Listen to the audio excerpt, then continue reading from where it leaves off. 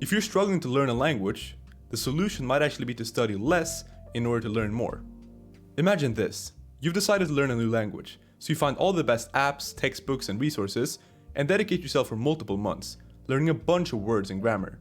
And after a while, you want to test your skills by having a real conversation. But when it's actually time to listen to a native speaker using the language and try using it yourself, you can't. You're instead stuck in your own head, trying to remember what the word you wanted to use was called and which version of the past tense to use, basically making it impossible to use the language naturally. So, alright, I guess I just have to study more, right? And you go back to your trusty old textbook, you keep doing the same thing you were doing for the first few months, expecting that if you just learn these things better, then surely you'll have no problems, right? And so the same thing happens, you go back trying to have a conversation or listen to a piece of media, and you can't understand much more than the last time. Unfortunately, this story was me learning Spanish, and it's something that happens to way too many language learners, yet no one seems to know the actual solution to this, which keeps them stuck, doing the same things over and over again, expecting different results. But if you actually want different results, and find out a way to learn that's far more effective, then stick around. Because the solution might actually be to study less in order to learn more.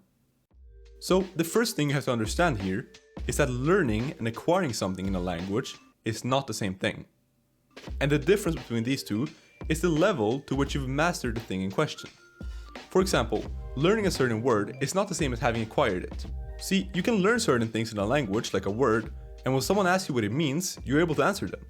Yet when you hear it in a conversation or a movie or something like that, or when you yourself try to use it on the fly, you just can't seem to manage. And this is all because you've been focusing too much on learning the language rather than acquiring it. Now the key differentiating factor between these two approaches is how you spend your time. To acquire language, your focus should be on understanding messages in that language, via consuming media where you can consistently recognize words and phrases. Such as watching someone cook something with rice and therefore hearing the word for rice over and over again. Doing this will allow you not only to learn what the word for rice is called, but also how it's used in a full sentence and how it's used in different contexts as well, which is in the way that you're naturally going to use it when it's time for a conversation anyways. Now the opposite of acquiring is learning, which is focusing on things in isolation, away from how they're actually used in real life.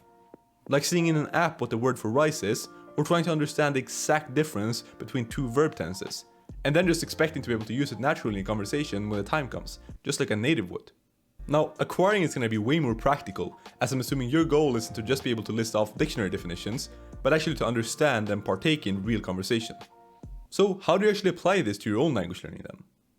Well, the real solution to most people's language learning problems might actually be to do less of what's considered language learning, and instead focus more on activities that promote language acquisition. To give an example of what that might look like, let's go back to my issue with Spanish highlighted in the intro. And my solution to that was to essentially stop learning completely when it came to grammar and vocabulary, and instead all I did was consume content in Spanish with Spanish subtitles.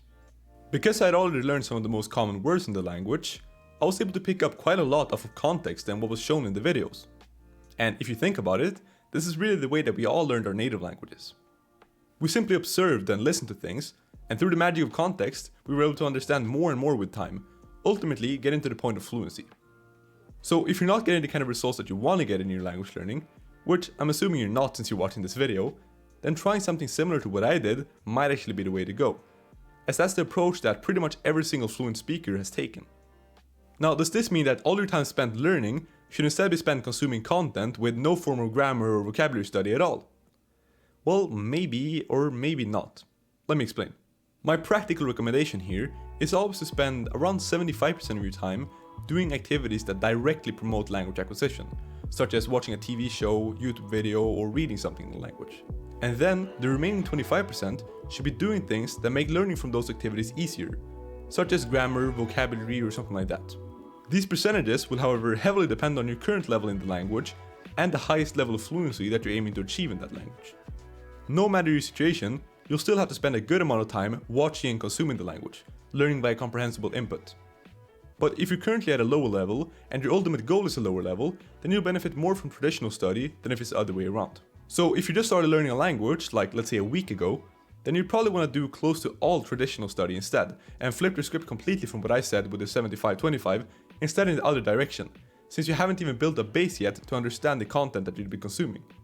But once you've learned maybe a few hundred words or so, then it's time to go more closer to that 75-25% ratio that I mentioned earlier. The higher of a level you're currently at, and the higher of a level you desire, the less you'll benefit from traditional study. As studying should really just be a preparatory activity designed to make input as comprehensible as possible to allow you to maximally benefit from the content that you consume. So, for some final practical recommendations.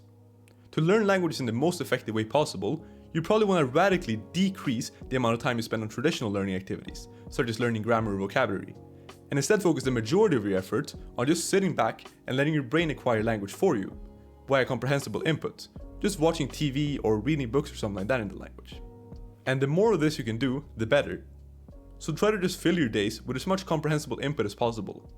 Even if you don't have complete time right now, maybe you can still throw on an audiobook or a podcast while you're walking somewhere. Assuming that you already know at least a few hundred words in the language, you'll pretty rapidly be picking up new vocabulary and naturally acquiring the grammar of the language without really having to think at all. So if you try this approach, instead of the one that most failing language learners take, then I can guarantee you that your results will be way better than those you've gotten so far. But there are still a lot of misconceptions out there about language learning. So for 3 language learning myths that can dramatically worsen your language learning results, watch this video on the screen right now. And I'll see you guys there.